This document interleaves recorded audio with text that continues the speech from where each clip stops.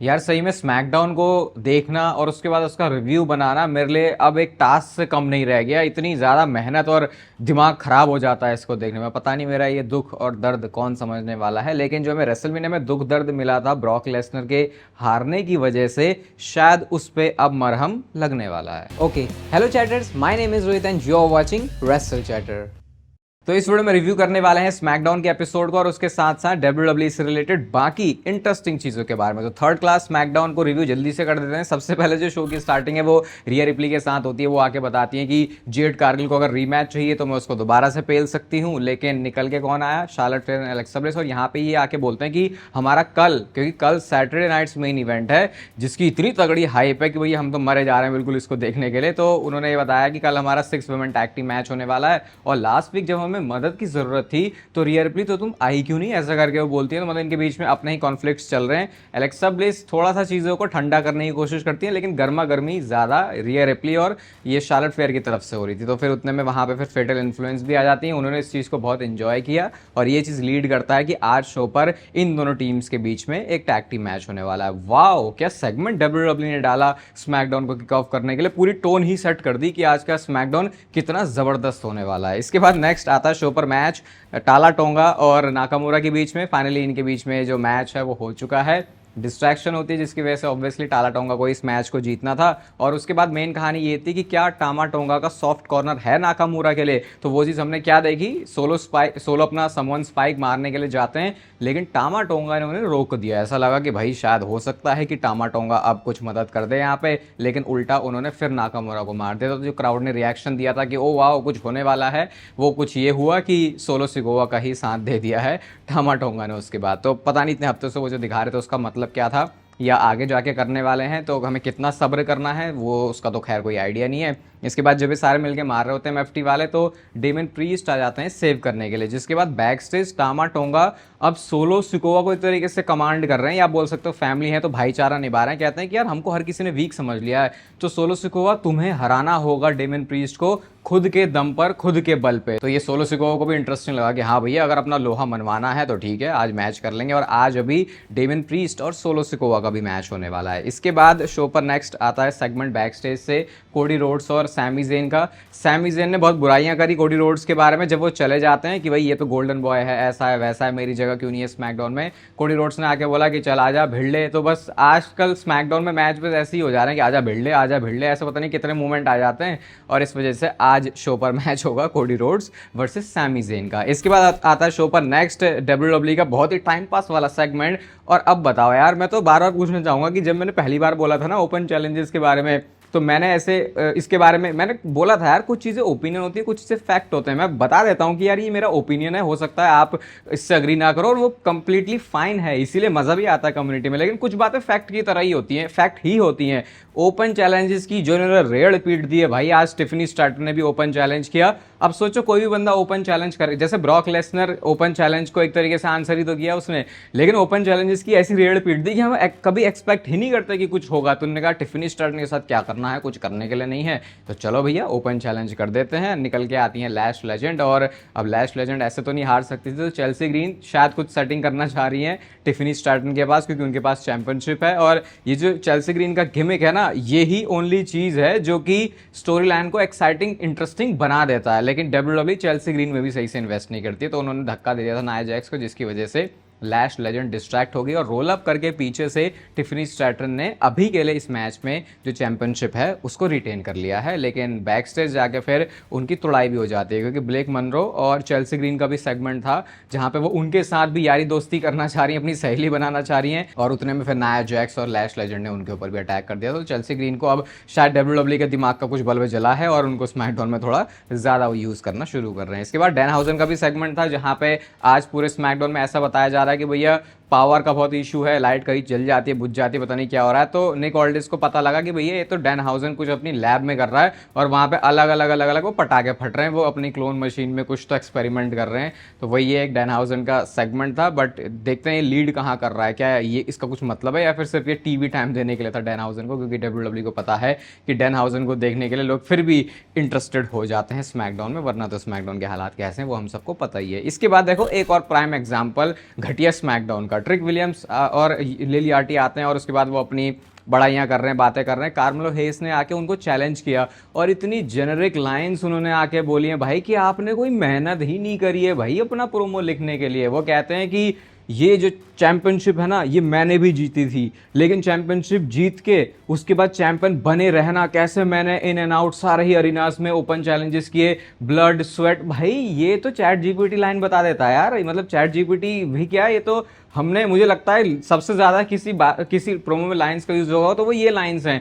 आपके प्रोमो में और कुछ नहीं है, सिर्फ यही है। या तो ऐसा होता कि बहुत कुछ प्रोमो है उसमें बातें, उनका प्रोमो ही सिर्फ इतना था।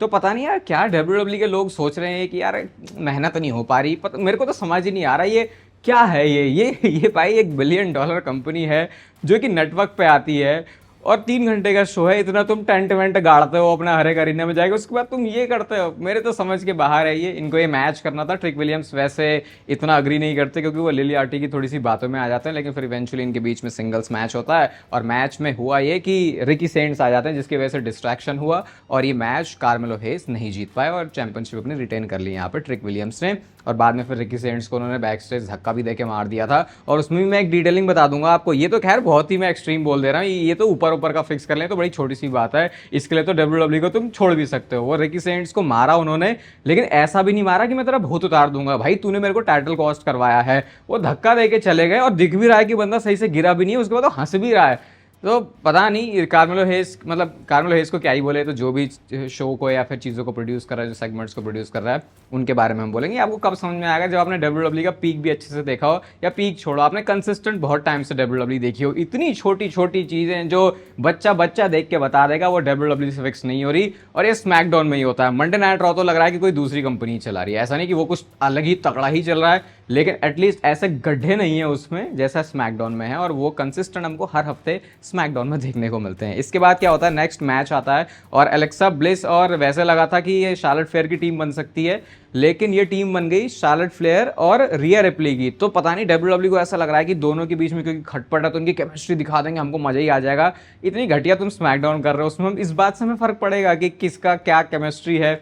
तो वही केमिस्ट्री वो दिखा रहे थे जो पता नहीं कैसी दिखी क्या, या उससे किसी को क्या ही फर्क पड़ता है। एंड में जाके रेप्टाइड के साथ मैच वो जीत जाते हैं, लेकिन फिर मैच के बाद क्या हुआ, मैच के बाद होता रेप्टाइड और नेचुरल सिलेक्शन दोनों लगा था क्योंकि शार्लेट फ्लेयर ने अपने आप को टैग इन करवा लिया था और रिया रिप्ली को थोड़ी पसंद नहीं आई बात, लेकिन एलेक्सा ब्लिस ने फिर भी सेटिंग करवा दी कि नहीं भाई लड़ो मत, तुम मैच जीत गए। और मैच के बाद जो जेड कार्गिल की टीम है उन्होंने आके अटैक कर दिया और जेडेड फिनिशर भी उन्होंने लगाया, तो इससे ये भी पता चल गया कि अभी इनका मैच आगे भी होगा क्योंकि क्लैश इन इटली के लिए रिया रिप्ली वर्सेस जेड कार्गिल का मैच भी ऑफिशियल हो गया है, जो कि मतलब ठीक है, ओके ही बोलोगे, इसे क्या ही बोलोगे इसके बारे में। अब मैच आता है सोलो सिकोवा और डेविन प्रीस्ट के बीच में, जहां पे डिस्ट्रैक्शन तो भाई पूरी होती है, एमएफटी वाले बंदे पूरी कोशिश करते हैं सोलो सिकोवा को मैच जितवाने की, और मुझे ये नहीं समझ में आया कि ऑन योर ओन बीट करने का फिर क्या मतलब था सोलो सिकोवा के लिए। इस मैच में स्पाइक लगा के वो मैच को जीत जाते हैं और मैच के बाद एमएफटी वाले बंदों ने फिर से मारा। इसके बाद रॉयस कीज आते हैं और रॉयस कीज ने पहले साइड लगा दिया टाला टोंगा और टामा टोंगा दोनों को, लेकिन जब सोलो सिकोवा को मारने की बारी आई तो सोलो सिकोवा सिर्फ वहां से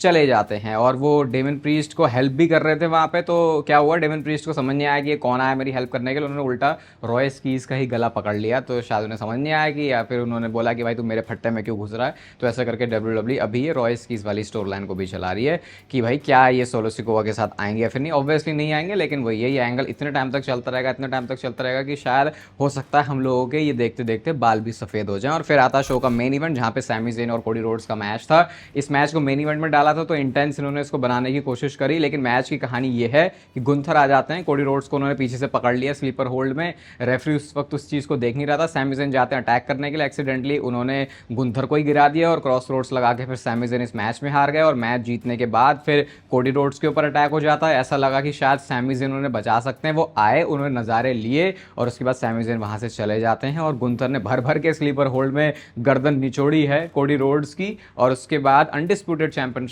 के साथ शो को वो क्लोज करते हैं जब उन्होंने स्टैंड टॉल किया है कोडी रोड्स के सामने, क्योंकि क्लैश इन इटली में होने वाला है इनका मैच। देखो स्मैकडाउन को मैं कोई रेट नहीं करने वाला, कुछ नहीं करने वाला, क्योंकि यहाँ पे क्या ही है बात करने के लिए। ये तो बस मैंने भाई अपना आज का एक टास्क निपटा लिया, आपको भी सब कुछ पता चल गया कि अच्छा ऐसे स्मैकडाउन में हुआ और स्टोरी कुछ ऐसी चल रही है, वरना 3 घंटे कोई गधा ही होगा जो कि इस चीज़ में लगाएगा। और वो गधा मैं हूँ। अब बात करते हैं जे उसो की। तो भाई जे उसो के भाई नशे वशे उनकी दारू की बाटली उनसे छीननी पड़ेगी, क्योंकि उन्होंने क्या किया, अब उन्होंने इंस्टाग्राम पे एक और स्टोरी लगाई जहां पे लिखते हैं I am the best world entertainment wrestler in the world, ऐसे करके वो डाल रहे हैं। तो पता नहीं क्या चल रहा है जे उसो के दिमाग में, ये फालतू की चीज़ आपको करने की जरूरत नहीं है। स्पेशली अब तो आप टैग टीम डिवीजन में आ गए हो, लोग आपके बारे में वैसे भी बात नहीं कर रहे, तो आई थिंक अब आपको थोड़ा सा ईजी हो जाना चाहिए, क्योंकि ये सारी चीज़ों की अब आपको जरूरत नहीं है। क्लैश इन इटली के होने वाले मैच की बात करते हैं, जो कि ब्रॉक लेसनर और ओबा फेमी के बीच में होने वाला है। सबसे पहले मैं आपको बता देता हूं कि अगला जो मंडे नाइट रॉ का एपिसोड है वहां पे ऑफिशियल कर दिया गया है कि ओबा फेमी शो को किक ऑफ करने वाले हैं। ये है डिफरेंस स्मैकडाउन में क्या हो रहा है और मंडे नाइट रॉ में अब डब्ल्यूडब्ल्यूई क्या प्लान कर रही है। तो अब ये चीज़ बहुत इंपॉर्टेंट होने वाली है, क्योंकि अब हमको पता है कि मंडे नाइट रॉ में इस मैच की ऑफिशियल अनाउंसमेंट हो जाएगी। इंपॉर्टेंट चीज़ की बात चल रही है, ये कोई प्रोटीन नहीं है। और भाई जो आपका कंसर्न रहता है ना यार, प्रोटीन महंगा होता है, कुछ सस्ते में क्या हो सकता है, तो ये जो चीज़ है वो आपको 550 रुपये से भी कम की पड़ेगी और ये चलने वाली है पूरा महीना। ये है क्रिएटिन। सिंपल सी मैं आपको बात बताता हूँ, अगर आप मसल बिल्डिंग कर रहे हो तो ये क्या करता है, जब आप इसको कंज्यूम करना शुरू करते हो तो आपकी मसल में जो ग्लाइकोजन स्टोर्स हैं जिससे आपकी मसल फुल होती है उनको ये भर देता है, जिसकी वजह से आपकी स्ट्रेंथ बढ़ जाती है जिम में, और जो आपका मसल बिल्डिंग का गोल है उसकी तरफ आप तेजी से बढ़ते हो। तो देखो प्रोटीन महंगा होता है, तो अगर आपके पास पैसे नहीं है, प्रोटीन अफोर्ड नहीं कर सकते, तो ये वो पहला सप्लीमेंट होना चाहिए जो कि है क्रिएटिन, और इसका नाम क्रियामैग है, क्योंकि इसमें मैग्नीशियम बिसग्लाइसिनेट भी है जो कि आपकी रिकवरी और थोड़ी सी फास्ट कर देता है। तो देखो बहुत ही सस्ता ये है। अगर आप प्रोटीन लेते हो और इसको नहीं ले रहे तो भाई फिर तो आप बहुत बड़ी गलती कर रहे हो, क्योंकि आपको रिजल्ट बहुत तगड़े फिर दिखने वाले हैं सिर्फ इसको मिला के, जो कि अगर आप इन जनरल बोलोगे तो ये क्रिएटिन है। लेकिन अगर आप प्रोटीन ये वाला कंज्यूम नहीं कर पाते, आप डाइट से जैसे तैसे करके पूरा कर रहे हो, तो फिर ये वो पहला सप्लीमेंट होना चाहिए जो कि आपके पास होना चाहिए। आरपंत वाला कोड आप लगाओगे नेचुरल टीन के ऊपर तो आपको इसके ऊपर हर बार की तरह प्यारा सा डिस्काउंट मिल जाता है। तो इसको मिस मत करना अगर आपका गोल मसल बिल्डिंग है। वैसे तो ब्रेन फंक्शनिंग में भी हेल्प करता है, लेकिन उतनी चीज शायद आप समझोगे नहीं वो, क्योंकि बहुत थोड़ी डीप लेवल की बात हो जाती है। लेकिन जो इंस्टेंट आपको अपनी आंखों के सामने दिख जाएगा वो है इसको कंज्यूम करने के एक हफ्ते में ही रिजल्ट्स। तो डिस्क्रिप्शन में लिंक है, आरपंत वाला कोड यूज कर लेना। तो फिर अब नेचुरल टीन का क्रिया मैग लेने के बाद अब ब्रॉक लेसनर ओबा फेमी के मैच की बात करें तो रेसलमेनिया में ब्रॉक लेसनर मैच हार गए थे। अब क्लैश इन इटली में जो मैच अभी तक ऑफिशियल नहीं हुआ है, लेकिन वो मैच ऑफिशियल हो जाएगा। चांसेस पूरे हैं कि इस मैच में ब्रॉक लेसनर ओबा फेमी को हराने वाले हैं। बहुत ही सिंपल सा इस चीज के पीछे लॉजिक है कि डब्ल्यूडब्ल्यूई एक मैच करेगी, 2 मैच करेगी, 3 मैच करेगी, उससे आगे करेगी उसका हम कुछ कह नहीं सकते। लेकिन ओरिजिनल डब्ल्यूडब्ल्यूई का प्लान ही यही था कि ब्रॉक लेसनर और ओबा फेमी की जो फ्यूड है वो लंबी चलने वाली है। तो पूरा सेंस बनता है इस बात का कि रेसलमेनिया में ओबा फेमी के जीतने के बाद अब डब्ल्यूडब्ल्यूई इस फ्यूड को आगे बढ़ा रही है। तो चांसेस काफी ज्यादा हैं कि ब्रॉक लेसनर अपना बीस्ट इनकार्नेट वाला वर्जन लेके आएंगे एट क्लैश इन इटली, और वहां पे वो डोमिनेट करेंगे, डिस्ट्रॉय करेंगे ओबा फेमी को। तो बहुत टाइम से वो जो ब्रॉक लेसनर का ऐसा वाला अवतार हमें नहीं दिख रहा था, क्लैश इन इटली में आप उसके होने के पूरे चांसेस हैं। मतलब वो आप पूरा देखना, उस तरीके से ब्रॉक लेसनर को देखना एक्सपेक्ट कर सकते हो। लेट्स सी इस बार इनका मैच कैसा होता है। रेसलमेनिया के जैसा जो कि थोड़ा शॉर्ट मैच था, थोड़ा नहीं बहुत शॉर्ट मैच था, पूरा स्क्वॉश ही किया था उन्होंने इसमें ब्रॉक लेसनर को। लेकिन अब देखते हैं क्लैश इन इटली में बदला किस तरीके से पूरा होता है ब्रॉक लेसनर का। और लास्ट में रोमन रेंज की भी बात कर लेते हैं। तो जैसे मैंने आपको बताया था कि डब्ल्यूडब्ल्यूई इस बार अपने लाइव इवेंट्स को वापस लेके आ रही है। समर में बहुत सारे लाइव इवेंट्स होंगे और यहाँ पे डब्ल्यूडब्ल्यूई रोमन रेंज को भी एडवर्टाइज कर रही है। तो शायद रोमन रेंज भी आपको डब्ल्यूडब्ल्यूई के लाइव इवेंट्स में कंपीट करते हुए दिखाई दे सकते हैं। ऐसा क्यों? ऐसा इसलिए क्योंकि डब्ल्यूडब्ल्यूई इसको एक सैंपल की तरह लेने वाली है कि क्या हमें आगे जाके और ऐसे शोज करने चाहिए, क्योंकि अगर डब्ल्यूडब्ल्यूई के लिए वो चीज़ प्रॉफिटेबल हो रही है तो फिर लाइव इवेंट्स जिस तरीके से पहले होते थे विंस मैकमैन के टाइम में उस लेवल के नहीं या उतने ज़्यादा नहीं, लेकिन हाँ उसके कहीं आसपास आपको दोबारा से देखने को मिल सकते हैं। नाउ इमेजिन रोमन रेंज बहुत ही प्रीमियम आदमी जो वैसे ही शोज पे कम compete करता है, अब वो लाइव इवेंट्स के अंदर भी compete करेगा। तो नेचुरल टीन का लिंक आपको डिस्क्रिप्शन में मिलेगा। क्रिएटिन क्रिया मैक को बिल्कुल भी मिस मत करना। प्रोटीन अगर आप अपना हिट कर रहे हो तो इसको ऐड करके आपको कुछ अलग ही रिजल्ट दिखेंगे, और अगर प्रोटीन के पहुंचने तक पैसे नहीं हो पा रहे तो ये पहला सप्लीमेंट है जिससे आप स्टार्ट कर सकते हो। इस वीडियो को यहाँ तक देख रहे हो तो इसे लाइक कर दो, चैनल को सब्सक्राइब कर दो ऐसे डेली डब्ल्यूडब्ल्यूई से रिलेटेड कंटेंट के लिए। बाकी तब तक फिर लेते रहो जिंदगी के मजे।